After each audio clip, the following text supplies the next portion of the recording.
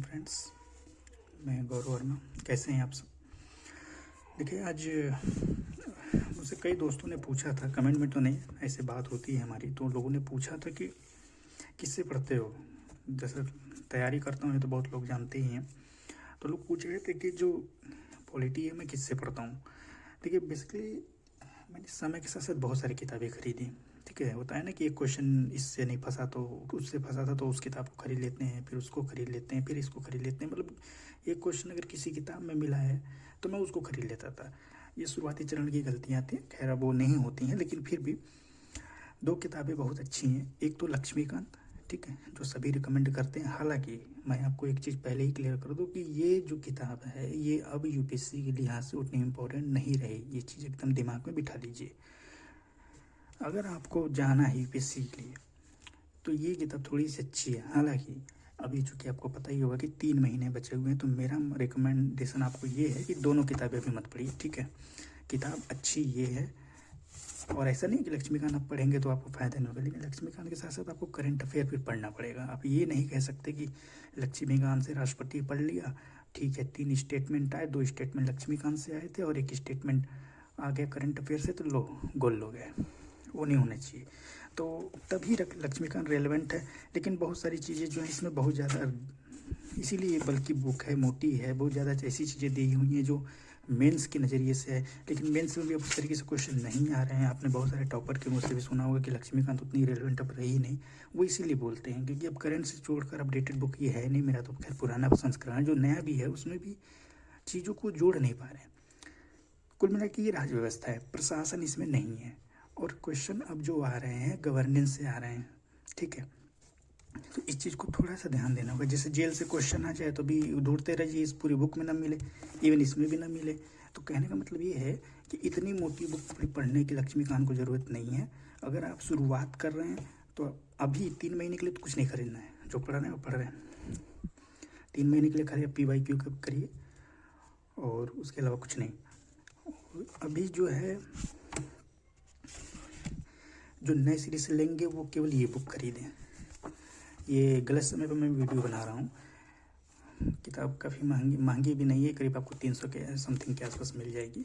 इस पर शायद 10% ही मुझे ऑफ मिला था DD बसु पे। बाकी लक्ष्मीकांत पे तो 25% मिला था, कहीं कहीं 30 भी मिल जाएगा आपको। तो खैर मेरा कहने का ये है कि आप अगर नए सिरे से खरीदिएगा तो इस बुक को खरीदिएगा। ये बुक पतली भी है, बहुत पॉइंट टू पॉइंट लिखी, लैंग्वेज टू की, चूँकि ये बुक इंग्लिश में लिखी गई, हिंदी में कन्वर्ट की गई, इस चीज़ को ध्यान दीजिएगा। तो ये थोड़ी सी इसकी लैंग्वेज टफ है, जैसे लगता है कि वही यूपीएससी का सिस्टम से कन्वर्ट किया हुआ लैंग्वेज है हिंदी। लेकिन ठीक है, अगर यूपीएससी की तैयारी के लिए जा रहे हैं तो ये भाषा समझनी तो पड़ेगी ही आपको, इसको इग्नोर नहीं कर सकते आप। ठीक है, बाकी लक्ष्मीकांत जिसके पास है वो DD बसु ना खरीदें, लेकिन जिनको नए सिरे से खरीदना है वो DD बसु ही खरीदेंगे, लक्ष्मीकांत नहीं खरीदेंगे। ठीक है, बल्कि है, हेल्दी बुक है, कोई मतलब नहीं है। और प्री और मेंस दोनों के नज़रिए से अब थोड़ा सा कम यूजफुल रह गया है। अगर 10 क्वेश्चन आ रहे हैं तो 5 क्वेश्चन मुश्किल से पॉलिटी से आप कर पाओगे। आपको नहीं विश्वास हो तो 21, 22, 23 का यूपीएससी का पेपर उठा के देख लीजिएगा। अच्छा, पीसीएस के लिए भी मैं साथ ही साथ बताऊँ तो पीसीएस के लिए इन दोनों बुक की ज़रूरत नहीं है। पीसीएस के लिए आप खाली घटना चक्र का PYQ पढ़िए, पूरा मतलब सार पढ़ लीजिए, आपका काम हो जाएगा। ठीक है, और मेंस के लिए जो कंपाइलेशन आता है, मेंस की कैप्सूल, उससे पढ़ लीजिए, मेंस में काम हो जाएगा। आपको कोई बुक पढ़ने की ज़रूरत नहीं है, बुक मतलब पीसीएस के लिए खरीदने की ज़रूरत नहीं है। ठीक, तो मेरा बस यही कहना है कि आप इसको पढ़िए। ये बुक थोड़ी सी पतली भी है, इसके लेटर फ़ॉन्ट साइज इसकी बहुत अच्छी है। ठीक है, और अनुच्छेद जो दे रखे हैं वो सीधे वहीं पे दे दिए हुए हैं।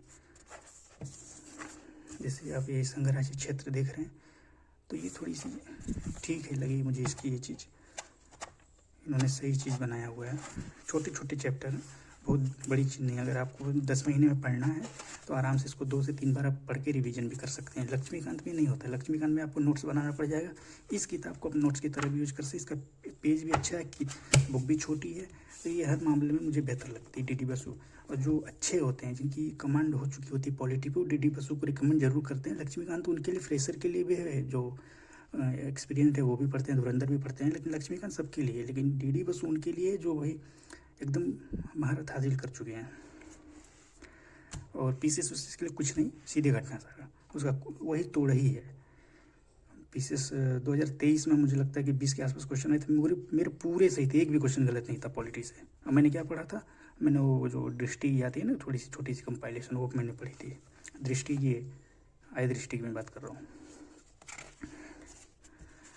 और खैर मैं काफ़ी समय लक्ष्मीकांत में कई बार पढ़ चुका हूँ, तो सच बताऊँ तो दृष्टि का हेल्प नहीं रहा है, ये इसी का रहा है।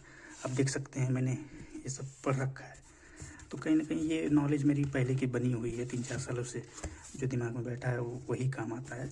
रिवीजन मैंने कर ली थी दृष्टि से, आई दृष्टि से। तो ये एक चीज़ रहेगा जो मैं आपको रिकमेंड कर रहा हूँ, आप इस चीज़ को थोड़ा सा ध्यान दीजिएगा। अभी जो है ध्यान दीजिएगा, कोई बुक खरीदने की ज़रूरत नहीं है। नए सिरे से जब अगले साल की तैयारी करिएगा, 1 साल पूरा समय हो, तब इन दोनों में से कोई एक बुक लीजिएगा। मेरा रिकमेंडेशन यही होगा, चाहे आप IAS के लिए जाइए, चाहे PCS के लिए। PCS के लिए कोई ज़रूरत नहीं, लेकिन फिर भी अगर जान लेना ही है, बुक आपको ठान ही चुके हैं, तो सिर्फ और सिर्फ DD बसु ही लीजिएगा। उसके अलावा आप PYQ सॉल्व कर लीजिए, बहुत बढ़िया आपका हो जाएगा। कोई ज़रूरत नहीं लक्ष्मीकांत लेने की। यहाँ लक्ष्मीकांत में बुराई नहीं कर रहा हूँ, लेकिन अगर आपको नए सिरे से लेना है तो मत लीजिए, बहुत ही हेल्दी बुक है और UPSC के लिहाज से तो कारगर ही नहीं है। ये कोई इसलिए नहीं बताता, ये वही है कि पूर्वज कह के गए हैं कि लक्ष्मीकांत पढ़िए, तो हम भी कॉपी पेस्ट मार दें। मैं देखता हूँ कि कोई भी ये नहीं इस तरीके की वीडियो बना के डाल रहा है, कोई टीचर नहीं कर रहा है। क्यों नहीं कर रहा है? करना चाहिए ना, आपको बताना चाहिए ना कि नहीं लक्ष्मीकांत में थोड़ी सी दिक्कत है। लक्ष्मीकांत का अल्टरनेटिव ये है, वो अपने नोट्स बता देंगे, लेकिन इन्हें बताएंगे कि अच्छा चलो ठीक है DD बसु भी देख सकते। DD बसु को रिकमेंड बहुत लोगों ने किया है, लेकिन वो ये कहते हैं कि इसको भी पढ़ लीजिए, फिर उसके बाद इसको पढ़िए। मतलब आप 2-3 किताबें पढ़िए, फिर PYQ भी पढ़िए, फिर उनके नोट्स भी पढ़िए। इस तरीके से मतलब पॉलिटी पे आपको PhD करा देंगे वो। तो कहने का मतलब ये है, सिर्फ और सिर्फ DD बसु। और अभी के 3 महीने 26 मई को जो एग्ज़ाम है हमारा UPSC का, उसके लिए क्या करना है? उसके लिए सिर्फ और सिर्फ PYQ का रिवीजन करना है पॉलिटी के लिए, और PT 365 पढ़ना है, डेट्स इट। इसके अलावा कुछ भी नहीं, ठीक है। अगर मान लेते हैं कि संसद चर्चा में है, राष्ट्रपति चर्चा में है, या महान्यायवादी चर्चा में है, तो जाहिर सी बात है कि आप वो करंट में आपको PT में मिल जाएगा, वही आपको पढ़ के जाना, उसके लिए किताब पढ़ने की ज़रूरत नहीं है। और PYQ पूरा लगा लीजिए आप, कुछ भी चर्चा में हो ना हो, PYQ पूरा लगा लीजिए आप। उसके लिए भी कोई नहीं, कंपाइलेशन बहुत अच्छा आता है, आप उसको लगा लीजिए, उससे आपका काम बन जाएगा, ठीक है। करंट अफेयर में क्या है कि करंट अफेयर से तो आते हैं केवल 10 से 12 क्वेश्चन है, लेकिन उसमें तो कई चीज़ें ऐसी होती हैं जो टॉपिक चर्चा में होती हैं, वो भी टॉपिक पूछ लिया जाता है, ठीक है। तो अगर देखें तो इनडायरेक्टली 50 से 60 क्वेश्चन आते हैं UPSC में, लेकिन डायरेक्टली केवल करंट के 15 से 20 क्वेश्चन ही होते हैं। तो इनडायरेक्टली पे आपको फोकस करना है। अगर आपने कभी कोई किताब नहीं पढ़ी है, आपको ये पता है कि राष्ट्रपति चर्चा में, अच्छा चलो राष्ट्रपति को गूगल कर लेते हैं, कुछ और कर लेते हैं, नोट्स से पढ़ लेते हैं, आपका काम हो गया। आपको लक्ष्मीकांत DD बसु पढ़ने की जरूरत नहीं होगी। तो इस नज़रिए से आपको पढ़ाई करनी पड़ेगी इस 3 महीने में। देखिए, आपने अगर पूरा पढ़ा है, आपने पूरा रिवीजन किया है, तो फिर ये सब कोई रिकमेंडेशन का कोई मतलब नहीं, सीधे PYQ करिए, PT पढ़िए, काम हो जाएगा आपको। और नोट्स बना रखा है तो नोट्स से पढ़िए, फिर तो किसी चीज़ की बात ही नहीं करनी है, ठीक है। और एक और सूचना कि PCS का एग्ज़ाम देखिए टल रहा है। बहुत सारे लोग र्यूमर उड़ा रहे हैं कि नहीं अभी कोई नोटिस नहीं है। देखिए, PCS का एग्ज़ाम टल रहा है, 100% टल रहा है, ठीक है। अंदर की खबर आ चुकी है, और जो लोग कह रहे हैं थोड़ा सा उस पर ध्यान न दीजिए, ऑफिशियल नोटिस का ही वेट करिए, आप तैयारी करते रहिए। वो मैं भी नहीं कहूँगा कि आप मेरी बात मान लीजिए या किसी की बात मान लीजिए, लेकिन एक चीज़ को ज़रूर ध्यान दीजिए कि PCS का जो एग्ज़ाम है वो टल रहा है, मई या जून में जाएगा। हालांकि जून, लोग ज़्यादातर जून बोल रहे हैं, देखिए डेट क्या आती है पता नहीं, लेकिन RO भी उसी के आसपास पड़ेगा। RO लोग करें सितंबर में जाएगा, नहीं सितंबर में नहीं जाने वाला। तो खैर उसकी बात हम बाद में करेंगे कि जो UPSC दे रहा है तो वो इसके लिए डेडिकेटेड हो कि सीरियस होकर पढ़ाई करें। मैं भी वही कर रहा हूँ, ठीक है। मैं ये वीडियो कल ही इसलिए बना रहा था कि अभी कल ही मैं चल रहा था तो चाय की टपरी पे लोग पूछ रहे थे ना कि क्या भाई या लक्ष्मीकांत तो आप बहुत हेल्दी बुक जा रही है, कैसे रिवीजन होगा। मैंने कहा लक्ष्मीकांत पढ़ते ही क्यों हो, DD बसु पढ़ो, या DD बसु ने अगर नोट्स बना रखे नोट्स से पढ़ो, ठीक है। और जो टॉपिक चर्चा में है PT से पढ़ लो, वहाँ पे थोड़ा बहुत रिकमेंड कर ले, वैल्यू एडिशन वो लोग कर देते हैं, तो काम उससे हो जाएगा। तो ये लक्ष्मीकांत, आप बताइए, ये इतनी मोटी बुक, इसको आप रिवीजन करने जाएंगे क्या लास्ट समय में? ये एक बार पढ़ा जा सकता है, पूरे साल में केवल 2 बार रिवीजन हो पाएगा। ये रिवीजन वाली बुक नहीं है, ये तो हिस्ट्री से भी ज़्यादा बोझ बन जाता है। तो इस चीज़ को थोड़ा सा ध्यान दीजिए, आप अपने तैयारी पे फोकस करिए और इधर उधर अब भटकने की ज़रूरत नहीं है। और यूपीएससी बहुत सीरियस है, ठीक है। उसका एग्ज़ाम अगर कोई दे रहा है तो सीरियस होकर दीजिए भाई, मजाक नहीं चलेगा।